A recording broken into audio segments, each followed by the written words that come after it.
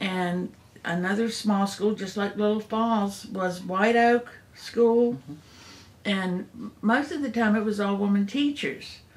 And a funny story here again on Mr. Gale is if the teacher had a problem with a child where he was just obstinate, she would have to actually go to a neighbor's house. The school didn't have phones. She'd go over to the neighbor's house, call Mr. Gale, and Mr. Gale would come down to the school to settle the problem. And you know, this boy told me one time, he said, well, we went down in the woods and we decided we liked it. Teacher was up there yelling at us, get back in this school, get back in this school. They wouldn't do it. She goes and calls Mr. Gale and tells him to come and, you know, take care of the problem. So, let me see. What else did I want to say about Little Falls? Oh yeah, the rooms were heated by pot-bellied stoves. And here again, all of us had chores. Like somebody had to erase the blackboard, somebody had to sweep the floors. The boys bought coal up, you know, for the pot-bellied stoves. There were big windows in the back of the classroom too. I think that's probably how they saved on electricity. Had to clean your windows, and you know, I guess we felt like it was really just one big happy family. I don't remember having any enemies in that school, and I give Ms. Ely credit for doing that. Now I'll tell some things about Little Falls. The year that I was supposed to start first grade, I was looking forward to go to Montfort Academy, and I called it, instead of parochial school, I called it pokey school.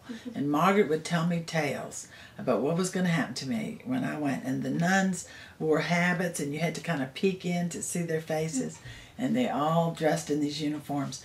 And so I was just excited that I was going to get to go. And the year that I started, Daddy put us in public schools. So then we went down to the road, caught the school bus, and went to Little Falls. So I went all the way through Little Falls. So Virginia Hart Jones, that was my first, second, and third grade teacher. And she was next to my mom and who I thought the most of. And she mentored us children, and she would even have some of us to come over to her house, and she would expose us to Washington, D.C. if we didn't miss a day. All the students that came to school, she and Ms. Ely would take us on a trip to Washington. Neither one of them had children of their own, so we were their children. But Mrs. Jones kept up with me, and she lived to be 100. And I went to her funeral, and she was as pretty as she was when she taught me. Amazing woman, and amazing handle on life, which all of us got from her. And then after third grade, I went into Mrs. Ely's room, and I had little sisters coming up behind me and sisters before me. So if you didn't do anything right, they say, you're not at all like the other Barretts. Why aren't you performing? And so it made us really excel and compete with each other. And I think the teachers knew they were doing it. But Lilla Yancey Ely, the teacher that I had from 4th, 5th, and 6th, those two women were best friends. And they knew everything about us and our families. The parents would come up and pick the cherries and make cherries and freeze them for pies for the school. They would bring vegetables from their garden. So all the families made that school great. The PTA was strong. My father, John Barrett, had been president of the PTA. And my father was a great politician and a great leader. And he enjoyed doing this and getting all the people together. And they both stayed active in the schools, and Daddy would go to ball games and be with us 100%. But the big change in our life was when we left Little Falls. Then we would go to a bigger school and feed into what used to be Gary Melcher's middle school. And then when T. Benton Gale died, I guess they named it Gale Middle School. And so we had just spent a year there. I spent 7th grade there, and then I skipped 8th grade and went to Stafford High School. But everybody knew, since there were 9 Barretts going through the school system, everybody, oh, you're a Barrett. So you immediately were known because you'd had brothers and sisters go before you.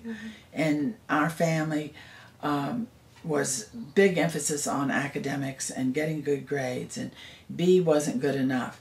And as that filtered down through all of us brothers and sisters, My sister Judy Barrett Poland, she never made a B all the way through school, and she was valedictorian of her class. So after watching all of us, she accomplished the most amazing things because she'd had a good example going along. But our older sister Florence took over the family when I was in the 9th grade because my mother, who was shopping at Earl's Food Market, which Margaret was telling you how wonderful Earl Broyles was, and Mama shopped there 3 wagons sometimes, so all of us children would be pushing a wagon. Since she didn't drive, she could only get to the grocery store if somebody would take her. And so we loved Earl's, and Mama was in there shopping, and she had a stroke, and she was dead within 2 hours. So the city of Fredericksburg, Stafford County, just went into shock because my father was a pharmacist. He was always helping everybody else, and now here he was with 9 children, and his wife Florence Courtney Jones Barrett had suddenly left the family. So that had a big effect on all of us to work harder and to make Daddy proud of us and not to bring any more grief. And we loved each other and worked together and supported each other to this day. You know, we are as close a family and helping each other out. And of course the big thing is all the fun we had as a big family and going through school together. We all went through that school with such fond memories of Miss Ely and Miss Jones.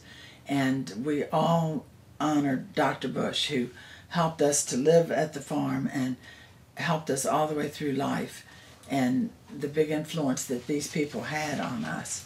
But we will say, Margaret, that we had the best teachers and the best neighbors and friends in Stafford County. Stafford County is an amazing county of wonderful people, and the Christian faith that existed in our school and in our community was second to none. We were just the unusual family back in those days that we were Catholic and everybody else seemed to be Baptist, but there were many faiths in our community, but we all were strong Christians, and you trusted each other and you helped each other out like Christians do. And I think that was one of the driving forces in our family.